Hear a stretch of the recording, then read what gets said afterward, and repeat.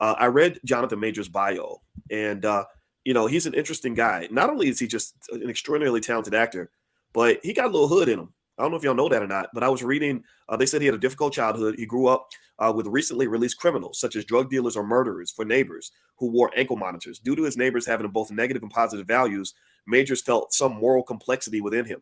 As a teenager, Majors faced numerous struggles. He was arrested for shoplifting, suspended from high school for getting into a fight, and at one point he lived in his car while working two jobs to make ends meet after being kicked out of his house. He eventually found a safe space in the world of theater where he found some solace and joined after watching Christopher Nolan's Dark Knight. So think about that. He got inspired to become an actor after watching The Dark Knight, in which Heath Ledger played that character, where he killed Heath Ledger. That's so interesting because Heath Ledger, because I don't know if people realize this, but Jack Nicholson told Heath Ledger, listen, if you want to play the Joker, you need to come and talk to me, because playing roles like that has an impact on you. So I know that it was, and so I don't think it didn't end well for Heath Ledger. That's fascinating that he did that. And I almost feel like that's even the case with Will Smith, because when you saw Will Smith do the slap or whatever, he was almost in character. It's like, it was almost as if he wasn't really Will Smith. These tell you something. You want to be a really good actor. It consumes you, and actors need to have a method in place where they can kind of release themselves from playing these roles, or it can take over your personality. But there's so many. When I see this brother, I relate to him because I feel like I understand certain things about him. Maybe being a fellow black man, or also going through scenarios where I was surrounded by criminals or traumatized. I've lived in my car before. I know what that feels like. I know the ups and downs of life, right? I don't talk about it as much as I probably could, but I know what it's like to be hurt. I know what it's like to be threatened. I know what it's like to be scared. I know what it's like to fight. I know what it's like to, just be in situations where, it ain't clear. It's not like life is not black and white, and I think that with this brother, I saw that coming out of his acting. So what really got my attention, I don't know if I'm concerned about this or not, but when I read that he was inspired to become an actor by watching this particular character, the Joker, when he saw Heath Ledger play the Joker, I just want it's think about this. I mean, again, this is not even speculating on whether he's guilty of this crime or not. I think the evidence is gonna, reveal itself whether or not he actually beat up his girlfriend or strangled her or not. I mean, the strangulation and all that, the domestic violence is very serious.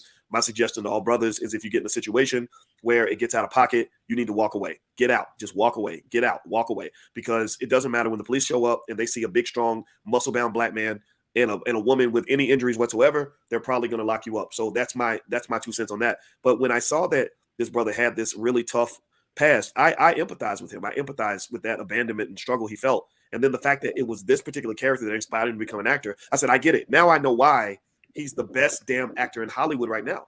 Now I know why. Well, because this was one of the most masterful works of art in the history of all Hollywood. Like, in terms of acting at its absolute best, Heath Ledger died at the tip top of his game, playing the greatest role that he'd ever played, and he played the shit out of that role. I don't know if anybody else saw Heath Ledger as a Joker. It was phenomenal, right? Now, what's fascinating is that, there's some people who believe that that's what an amazing piece of art will do. It will literally take so much out of you that you will literally go off a cliff.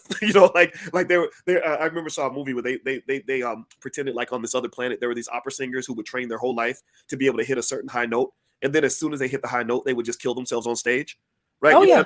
Like I've done it. I've done it at the top of my game. Now I could just die. Right. So like with Heath Ledger, he killed this role, but the role killed him.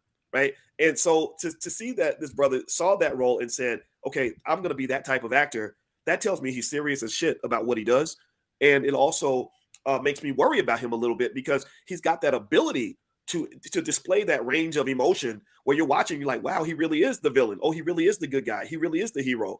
Right. But then it makes you wonder, how do you get to that point? What makes you into that person? What trauma do you have to experience to be able to do that? Do you have to use drugs to get there? Because I think Heath Ledger used drugs. I really believe he did.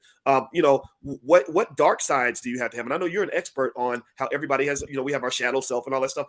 It makes me wonder, what do your dark sides look like when you're able to play villains in a certain way? And maybe I'm thinking too much of it, but that's kind of what's going through my mind as I'm kind of looking at this. What do you think?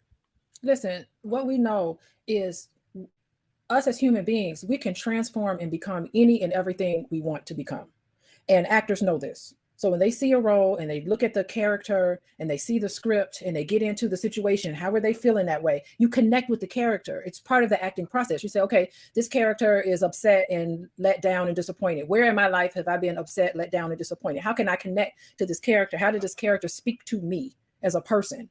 And what can I do? How can I bring my own experiences so that I can transform into this role And it ain't like reading lines, you know, you're just reading lines and saying things. No, it's being believable across the screen. And you know it. We go to the movies because we know when a Jack Nicholson film comes out, we're going to go because we know he's going to deliver. We know he's going to stop becoming who he is and become someone else. And that is really an art form.